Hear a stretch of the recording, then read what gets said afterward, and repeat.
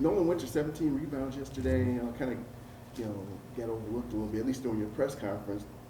Looking at the tape, what kind of jumped out to you about him in that aspect of his play?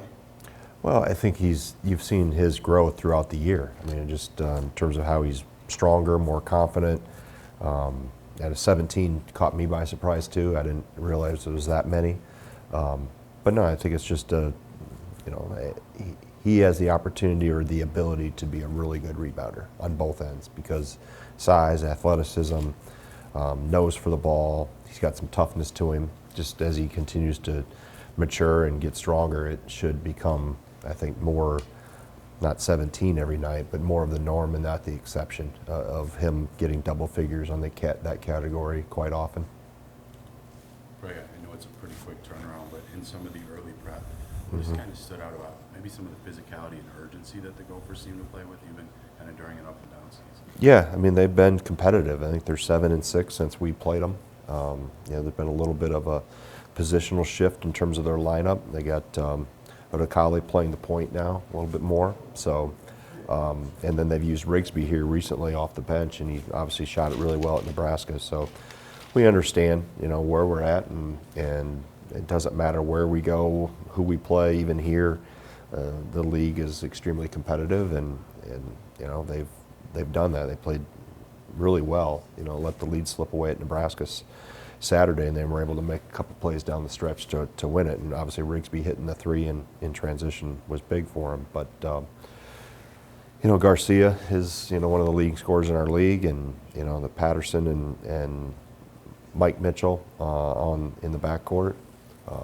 Frank Mitchell's given him some good minutes too. He's been really physical, done a good job on the glass. So we obviously going on the road into a hostile environment, border rival, so to speak. So we expect, they've played well, even though they haven't. There's not many games that have gotten away from them. They've been able to compete with everybody. And they won at UCLA and USC here 10 days ago, so they're doing some good things. Getting a little ahead of things, but you're going to have your senior class honored on Saturday. Mm-hmm. You have a bunch of guys that decided to spend their whole careers here. Transfers that been here for 3 years. Can you kind of quantify what this group means to you, just given that there's probably not going to be a lot of large senior classes like that in the future that have stuck together for so long? Yeah, I think just the times we're in and how this landscape has evolved, you're exactly right. You're probably not going to see, somebody spend their whole career at one place or even be there for 3 or 4 years. And I know Gilmore's in his 5th, but I think we all appreciate or should appreciate what the commitment all of them have made, whether it's been, Steve and Gilly, the 5 years, Max and Kamari with 3 or 4, and then and obviously John Tange with 1, and Marcus Ilver with 4. I think they've all been positive contributors, regardless of the length of time they've been here. And like I said, I thought last year when we were going to see the tail end with the Tyler Wall going out after 4 years or 5 years. We're in the COVID year too, so these guys are also using the COVID year, but it's the landscape we're in, and I think you just learn to appreciate every year for what it is and the commitment these guys make to it. And those guys, those 6, whether it's been John that's been here, Tanje's just been here a few months, or I said the older guys that have been here 4 or 5 years, they've been here for the right reasons, and I think they've all understood what this place represents and how they want to represent this place, and they've all done a really good job of it. Irregardless of what their role has been, they've all been really good teammates and really good in the locker room. And from a coach's standpoint, that's when you have really good people in your locker room, that gives you a chance to have success, and they've been able to be a part of a lot of success. 2 of those guys, Kamari and Max, Mm-hmm. coming out of the same transfer class. In terms of the leaders that they become and the voices that they can offer, did you know that that's what you were bringing in, that they have that skill that they could eventually grow? I thought Klesmit had that earlier. I noticed that earlier than what I did with Kamari.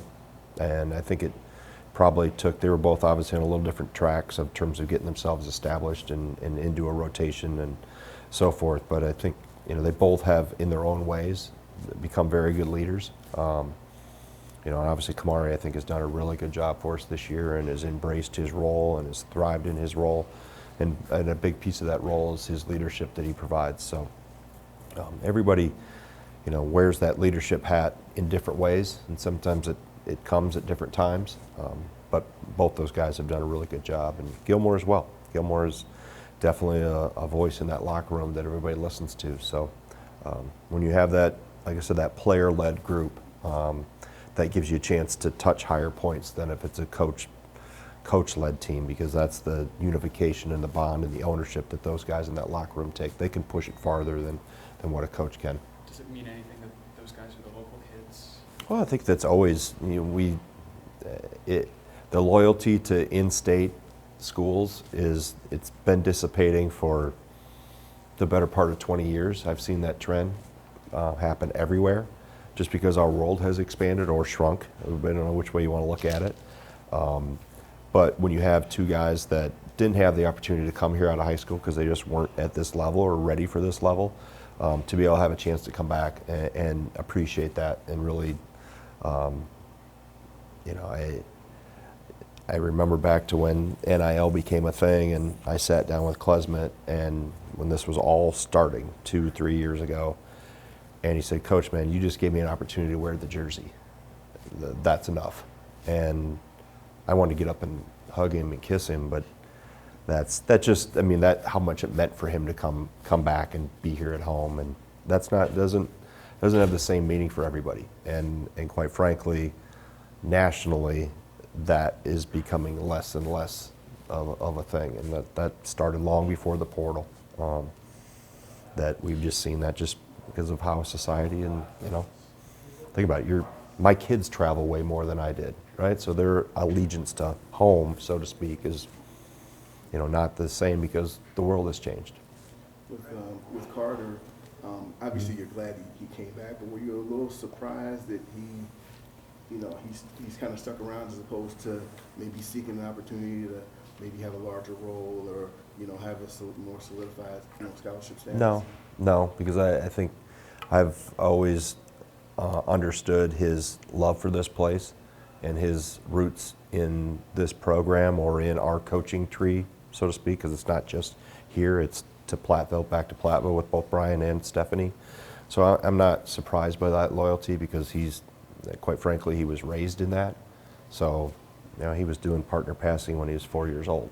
So he was at, Pioneer games and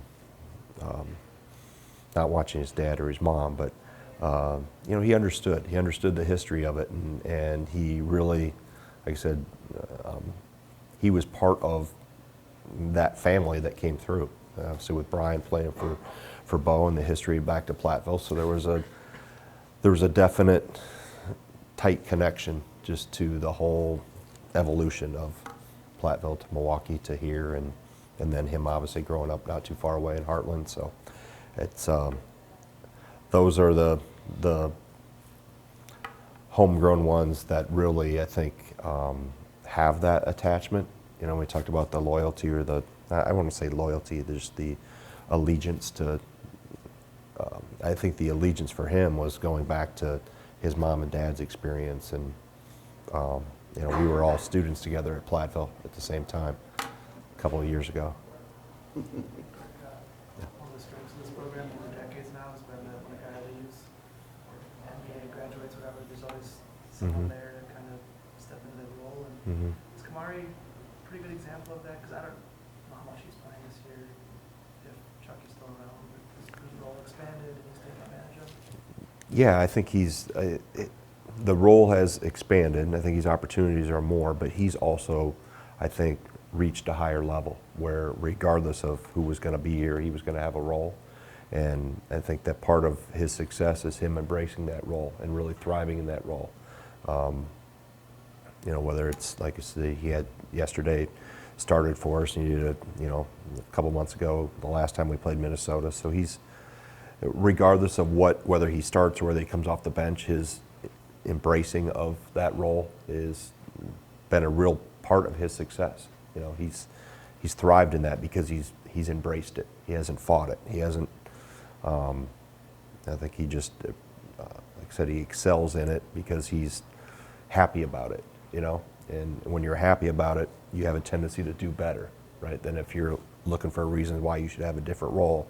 He's really thrived in that, and his teammates appreciate and understand that too, and recognize that, because maybe he doesn't start every game for us, but his voice and his leadership and his juice he's given us off the bench is noticeable. I mean, obviously you and the public see it, but his teammates all recognize it first, and that's the important thing, that he has established that with his team, and that allows him to really thrive. There were obviously a lot of other factors last year, but with Kamari and kind of the games that he missed and the way he came back, Mhm. did that kind of stretch, I guess, redefine, I guess, what you kind of thought about what his value could be to the game, and just like how he could kind of impact Right. success?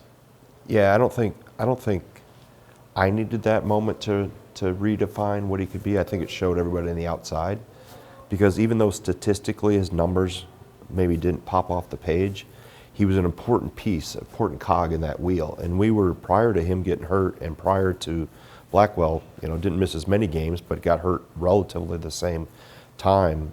We could keep traction for a little bit, but then eventually that missing piece or missing pieces started to impact us. And so yes, that's I thought that was going to happen at some point, that him missing that much time was going to hurt us, just because he brought exactly what that team needed in that role, and that juice off the bench, that 1 or 2 or 3 game-changing plays a game that could spark us and get us over the hump. And like I said, a team can survive that in the short term, but over the long term, it eventually starts to catch you. And that's, you go back to where we hit the skids last year, it directly aligns with when those guys got hurt. So that's always the key, is to try to keep guys healthy. And if you do get banged up, try to get them back, as quick as you can. So yeah, I think it just proved to everybody on the outside how valuable he was. It was way more than just how many ever 2 points a game, or 8 minutes a game, or 12 minutes a game, whatever it was. That the value and the impact, because it was such an important piece of that whole puzzle. Do you think it was valuable for him to see that, though? Oh, I think he knew it. I mean, his first game back, right? Rutgers here, right? I mean, we have to rally in that one, and he makes some big plays to help us get back and finish out that one. So I don't think there's never been, I wouldn't say Kamari's ever lacked confidence. He's always been a very confident, always smiling. The glass is always half full with Cam. It's never half empty. So those are good qualities to have that'll serve him well long after his basketball career is done. When it comes to shooting, I know yesterday you said that you didn't believe that there was any correlation between yesterday's shooting performance and the Oregon shooting performance. I mean, I don't know if you still believe that, but do you think that there's anything that you attribute to bad performances within such a close range? Or? No, I think totally different defensive styles, totally different philosophies of how they might not be able to be further from being similar in terms of how they play. Going through yesterday's film again a couple times, and again this morning, 32 threes, 26 of them I thought were good, 6 were not. You're not going to bat 1,000 in that when I can't adjudicate that on the team. They got to make those decisions. But 26 of the 32 I thought were good. Were some a little bit further out, and I told the team that's your decision as a player, whether you feel were you a little bit further out. Could you have? There was a lot of woulda, couldas, but you can still survive those games against that level of a team in that environment if instead of 9 turnovers we have 5, right? Or instead of getting 13 offensive rebounds we give up 9. So the margin for error for both teams, I mean, in that highly of contested game, just a matter of where there was going to be slippage.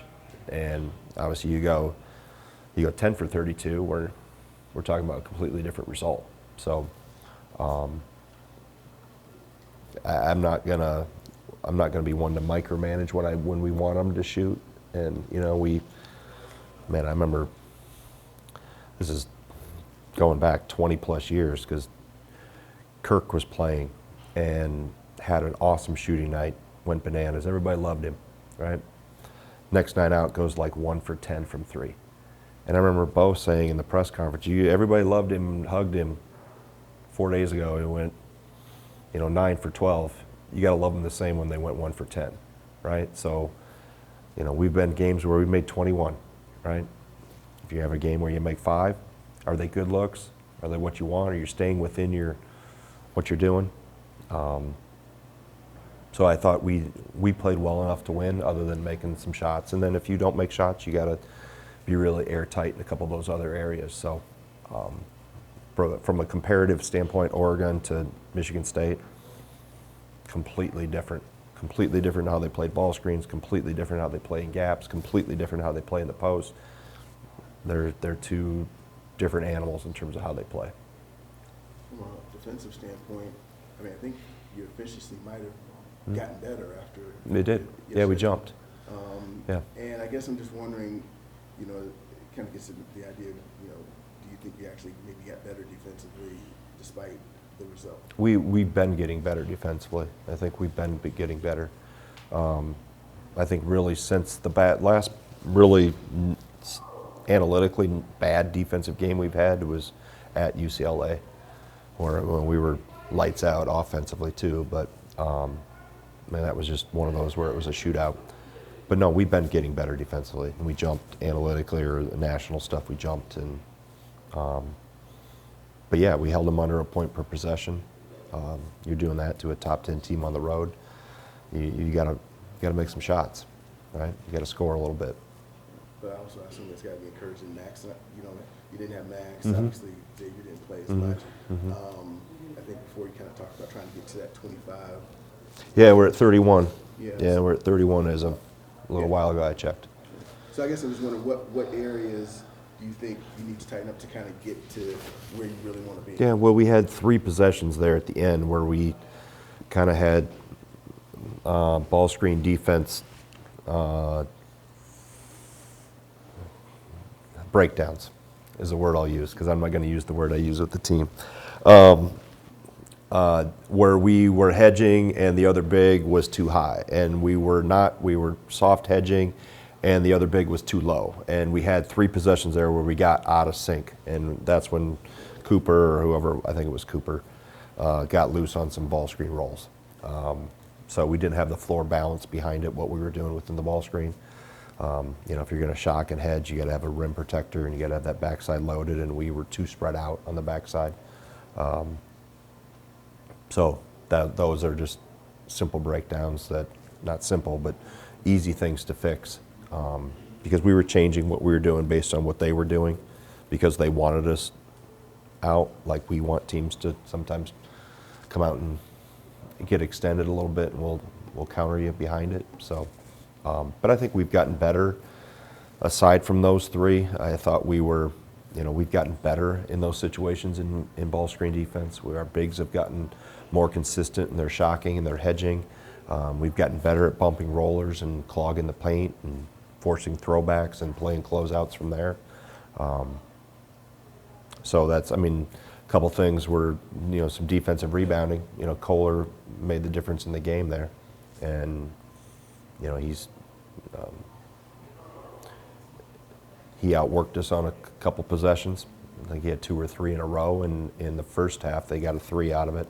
Just things that we has nothing to do usually with technique or anything. It's just his desire to go get the ball was better than the guys that we had in with him at that time. How much pride is there in sweeping a border battle season series? And just how much does that mean to you? Yeah, I think it's big picture. You look, obviously it's important because it's our next game, but yeah, it is. It's border state. We've recruited that area really well. That area's been really good to us. We've got really good players from there. It's important in terms of, Big Ten tournament seeding. It's important in terms of NCAA tournament seeding. If we can you know, keep or get to that 2 line.